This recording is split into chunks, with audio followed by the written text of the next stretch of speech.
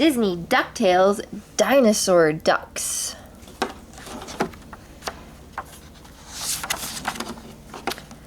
Scrooge McDuck couldn't believe it. There couldn't possibly be any dinosaurs nowadays. That's what I used to think, said Launchpad McQuack, until I went to that island and saw them with my own eyes. I was almost squashed to death by a Tyrannosaurus. We must leave at once, said an excited Scrooge. Launchpad thought it was too dangerous. But just think, if I could bring back a Diplodocus back to Duckburg, people would pay to see it, said Scrooge. We'll go with yes, said his nephews. No, said Scrooge firmly. You're much too young. Huey and Dewey and Louie said the same thing to Webby when she wanted to go. 2. A few days later, supplies for the trip were put on the helicopter.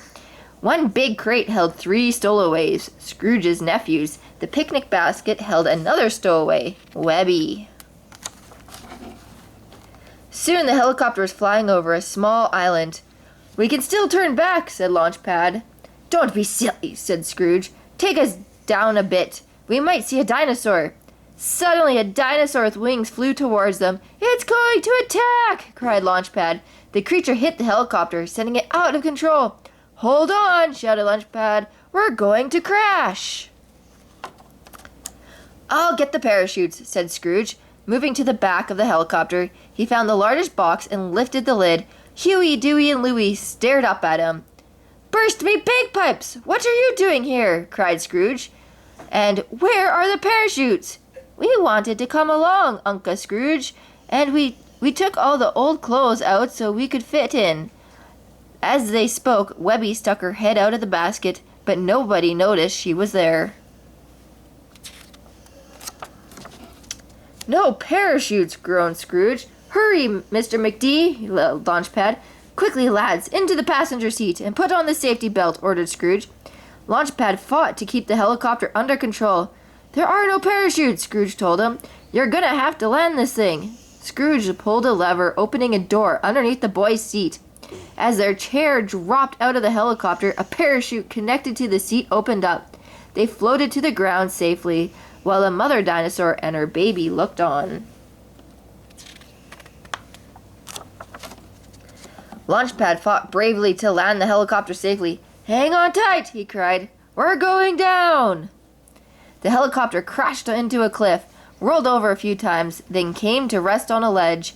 Scrooge grabbed the picnic basket, and he and Launchpad got out of the helicopter. Then they climbed up the cliff. Meanwhile, the baby dinosaur was hiding behind the rocks, watching the 3 creatures who had fallen from the sky. Where's Uncle Scrooge and Launchpad? Dewey wondered. The brothers decided to try and find them. They didn't know where to begin looking, so they just picked a direction and started walking. Right into the baby dinosaur. Huey, Dewey, and Louie screamed and ran. The baby dinosaur was frightened too. He ran in the other direction.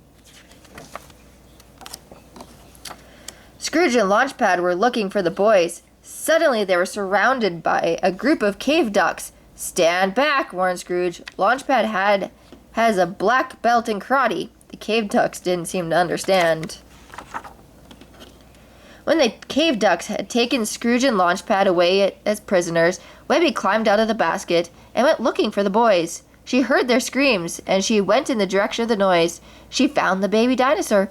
Oh, what a cute little animal, she cried, petting him. Why were you afraid of him? He's so sweet. Scrooge's nephews were ashamed of themselves, but they were surprised to see Webby. How did you get here? Asked Huey. Webby explained that she had hidden in the picnic basket. Then she told them what happened to Launchpad and Uncle Scrooge. The dinosaur can help us save them, said Dewey. Okay, agreed the boys. Webby, stay here. By this time, Launchpad and Scrooge had been tied to a tree, and the leader of the cave ducks was dancing around wearing Scrooge's top hat. Scrooge's nephews rode into the village on a baby dinosaur. They cut Scrooge and Launchpad loose and tied up the leader of the cave ducks in their place. Leave him there, said Scrooge, taking back his top hat, until he learned some manners.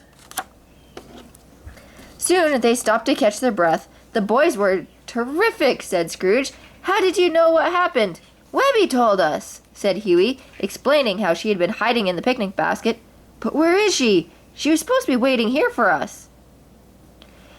They went back to the village, afraid that something had happened to Webby.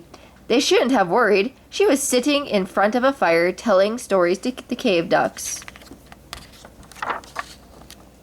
Scrooge smiled. Webby can charm the birds out of the trees, but we must go now.